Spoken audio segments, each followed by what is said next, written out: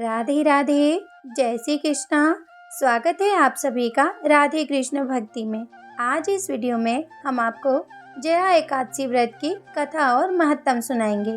कथा सुनने के लिए आप हाथ में फूल या तिल ले लें। अब हम कथा शुरू करते हैं।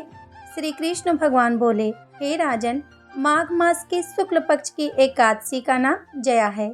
इस एकादशी के व्रत से मनुष्य भूत प्रेत पिशाच आदि की योनि से छूट जाता है। अतः इस एकादशी व्रत को विधि पूर्वक करना चाहिए। हे राजन, मैं एक पौराणिक कथा कहता हूँ, उसे सुनिए। एक समय इंद्र स्वर्गलोक में राज्य करता था।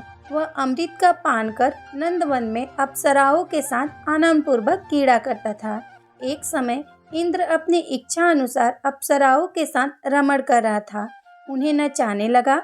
उस जगह गंधर्व गान कर रहे थे, जहाँ गंधर्वों में प्रसिद्ध पुष्पदंत तथा उसकी लड़की चित्रसेन की स्त्री मलिन ये सब थे। उस जगह मलिन का लड़का पुष्पवान और उसका लड़का माल्यवान था। उस समय पुष्पवती नामक एक गंधर्व लड़की माल्यवान को देखकर उस पर मोहित हो गई और कामवाड़ से चलायमान होने लगी। उसने अपने रूप सौंदर्य हाव भाव आदि के द्वारा माल्यवान को वश में कर लिया। हे राजश्री, वह पुष्पवती अत्यंत सुंदर थी। उसके लक्षण अत्यंत सुंदर थे। पुष्पवती की ऐसी सुंदरता को देखकर माल्यवान भी उसके ऊपर मोहित हो गया। अतः ये दोनों कामदेव के वश में हो गए। परंतु इंद्र के बुलाने पर नाच गान के लिए जाना पड़ा और अप्सराओं के साथ अपना गान शुरू किया। यद्यपि वह नाच गा रही थी, परंतु कामदेव के प्रभाव से उसका मन न लगा और अशुद्ध गाना गाने लगी। उनकी हाव भाव को देखकर इंद्रदेव ने इनके प्रेम को समझ लिया और श्राप दे दिया कि हे मेरी आज्ञा का उल्लंघन करने वाले मूर्खों, तुमने मेरा अपमान किया है, इसलिए तुम स्त्री पुरुष के रूप में मृत्यु लोक में जाकर पिशाच का रूप धारण करो और अपना कर्म फल भोगो। इंद्र का श्राप सुनकर वे अत्यंत दुखी हुए और हिमालय पर पिशाच बनकर दुख पूर्वक अपना जीवन व्यतीत करने लगे। उन्हें गंध रस स्पर्श आदि का कुछ ज्ञान नहीं था। उस जगह महान दुख मिल रहे थे। रात दिन में उन्हें एक क्षण भी निद्रा नहीं आती थी।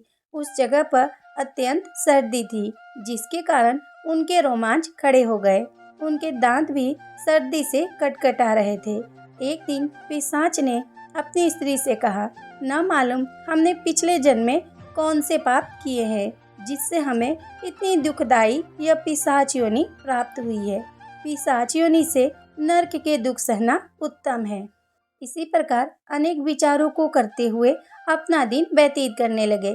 देवयोग से एक दिन माघ मास के शुक्ल पक्ष की जया नाम की एकादशी आई। उस दिन इन दोनों ने कुछ भी भोजन नहीं किया और न ही कोई पाप कर्म ही किया। उस दिन केवल फल फूल खाकर दिन व्यतीत किया और महान दुख के साथ पीपल वृक्ष के नीचे बैठ गए। उस समय सूर्य नारायण अस्त को जा रहे थे। वह रात्रि इन दोनों ने एक दूसरे से सटकर बड़ी कठिनता से काटी। दूसरे दिन प्रातःकाल होते ही भगवान के प्रभाव से इनकी देह छूट गई और अत्यंत सुंदर अप्सरा गंधर्व देह धारण करके तथा सुंदर वस्त्र तथा आभूषण से अलंकृत होकर स्वर्गलोक को चले गए। उस समय आकाश में देवगण तथा गंधर्व उनकी स्तुति करने लगे। स्वर्गलोक में जाकर इन दोनों ने देवराज इंद्र को प्रणाम किया। इंद्र को भी इनका अपने प्रथम रूप में देखकर महान आश्चर्य हुआ और इनसे पूछने लगे कि तुमने अपने पिशाच देह से किस प्रकार छुटकारा पाया, सो सब कहो।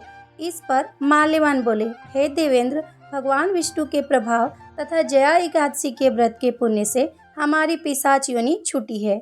इंद्र बोले, हे माल्यवान, एकादशी व्रत करने से तथा विष्णु जी के प्रभाव से तुम लोग पिशाच की देह को छोड़कर पवित्र हो गए हो और हम लोगों के लिए भी वंदनीय हो गए हो, क्योंकि शिव तथा विष्णु भक्त हम लोगों के वंदना करने योग्य हैं। अतः आप धन्य हैं, धन्य हैं। अब तुम पुष्पवती के साथ जाकर विहार करो। हे युधिष्ठिर, इस जया एकादशी के व्रत करने से समस्त कुयोनि नष्ट हो जाती है। जिस मनुष्य ने इस एकादशी का व्रत किया है, उसने मानो सब तप यज्ञ दान आदि किए हैं। जो मनुष्य भक्ति पूर्वक जया एकादशी का व्रत करते हैं, वे अवश्य ही सहस्त्र वर्ष तक स्वर्ग में निवास करते हैं। बोलिए भगवान विष्णु की जय, एकादशी मैया की जय। कथा सुनने के बाद हाथ में जो आपने तिल और फूल लिया है उसे भगवान की फोटो के पास अर्पित कर दे। राधे राधे, जय श्री कृष्णा।